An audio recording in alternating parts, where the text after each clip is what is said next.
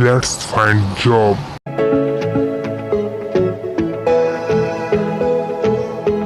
आपके अपने YouTube channel let's find jobs में दोस्तों आपका स्वागत है। दोस्तों जैसा कि आपको पता है कि MCVU यूनिवर्सिटी में दोस्तों BCom सेकेंड ईयर के एग्जामिनेशन चालू है दोस्तों। तो दोस्तों आज की इस वीडियो में हम अकाउंटिंग ग्रुप का पेपर नंबर 2 का फुल सॉल्यूशन जानने वाले हैं। इससे पहले दोस्तों अपने चैनल पर अकाउंट के ग्रुप फर्स्ट मतलब पेपर नंबर 1 का फुल सॉल्यूशन अपने चैनल पर दोस्तों अवेलेबल है, आप दोस्तों जाकर देख सकते हैं। साथ ही दोस्तों अपने चैनल पर फाउंडेशन कोर्स के अंतर्गत तीनों सब्जेक्ट और दोस्तों मैनेजमेंट इकोनॉमिक्स के दोनों पेपर का फुल सॉल्यूशन भी अपने चैनल पर अवेलेबल है। अगर दोस्तों अभी तक आपने इन सब्जेक्ट के सॉल्यूशन नहीं किए हैं तो दोस्तों आप चैनल पर जाकर देख सकते हैं। तो चलते हैं दोस्तों वीडियो को स्टार्ट करते हैं बिना टाइम वेस्ट किए।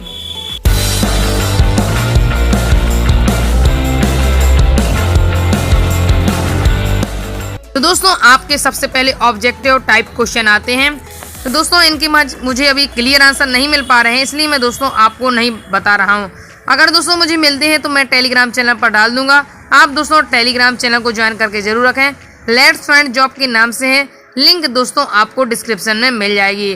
दोस्तों आज की इस वीडियो में हम लघु उत्तरीय और दीर्घ उत्तरीय प्रश्नों के दोस्तों मैंने ऑल प्रश्नों के सॉल्यूशन आपको दिखाने वाला हूँ। ऑल क्वेश्चन का सॉल्यूशन है आपके इस वीडियो में दोस्तों, इसलिए दोस्तों आप वीडियो में अंत तक बने रहें।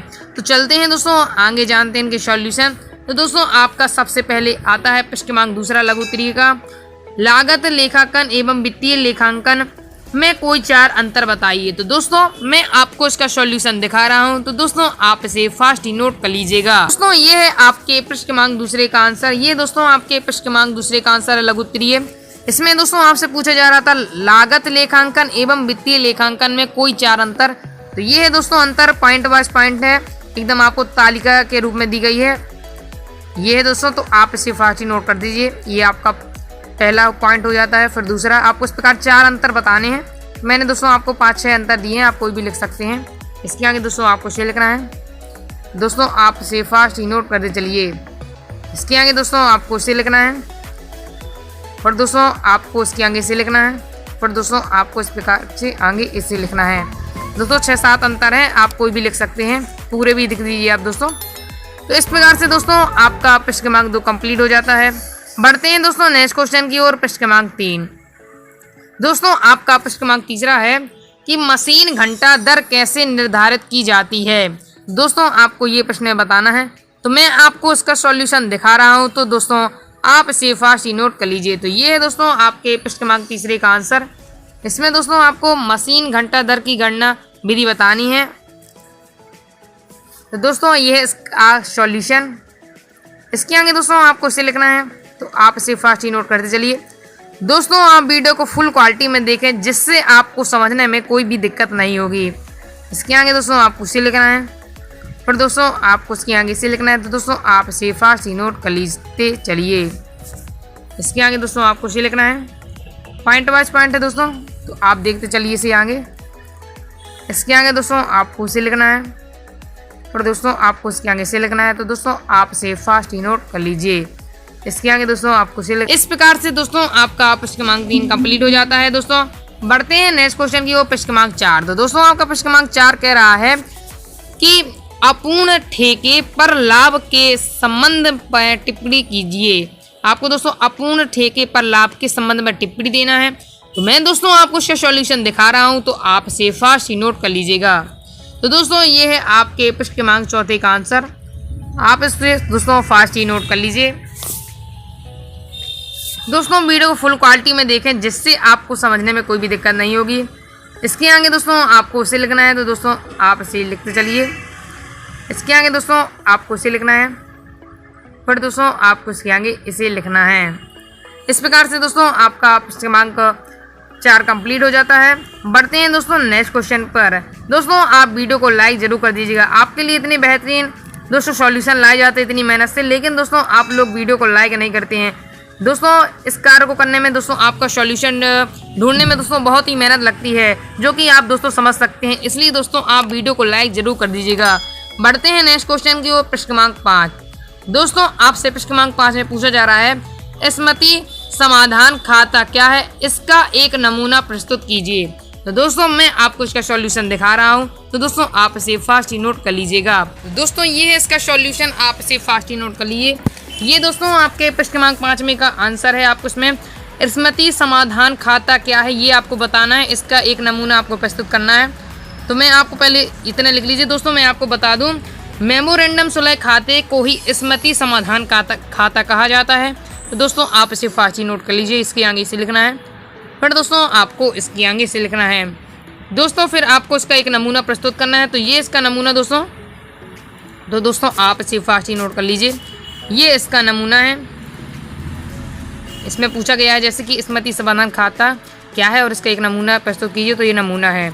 इस प्रकार से दोस्तों आपका प्रश्न क्रमांक 5 कंप्लीट हो जाता है। बढ़ते हैं दोस्तों नेक्स्ट क्वेश्चन की ओर, प्रश्न क्रमांक 6।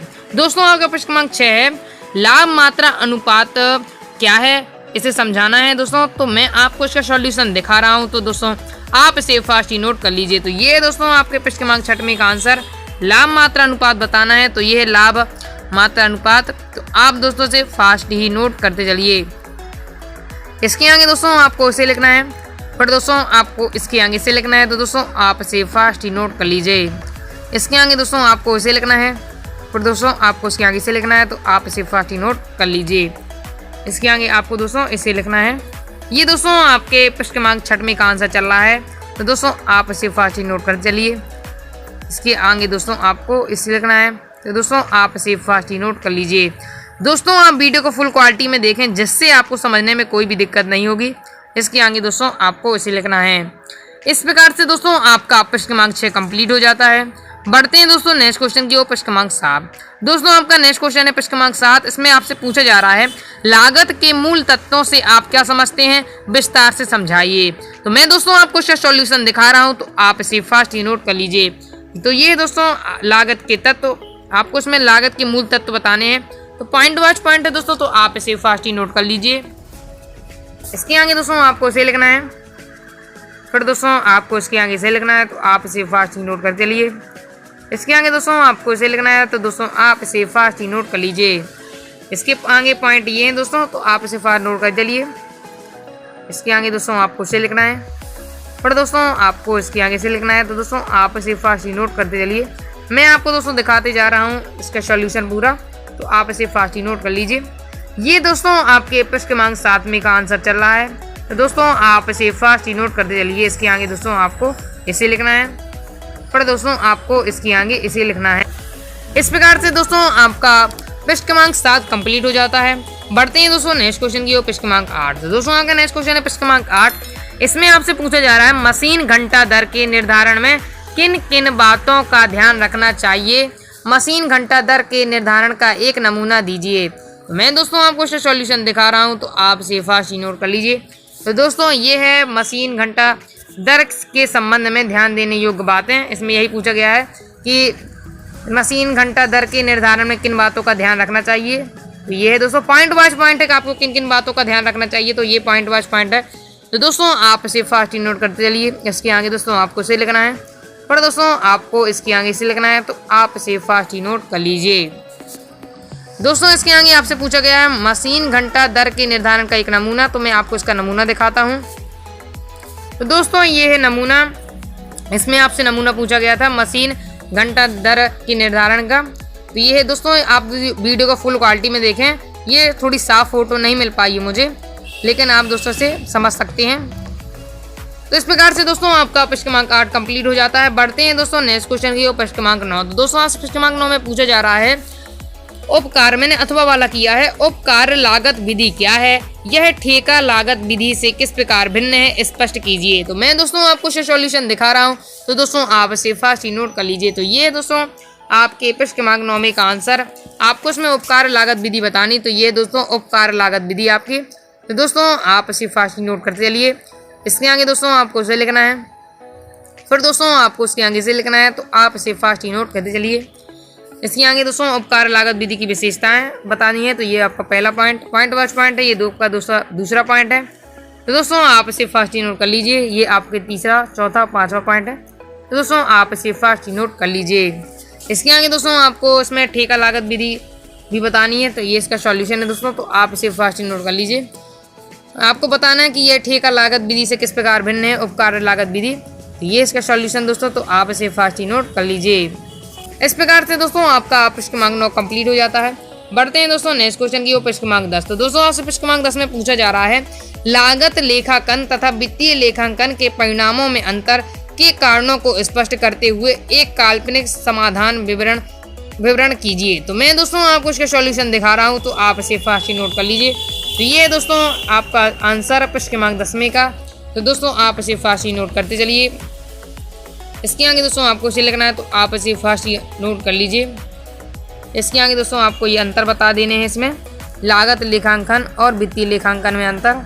तो दोस्तों आप इसे फास्ट नोट करते चलिए।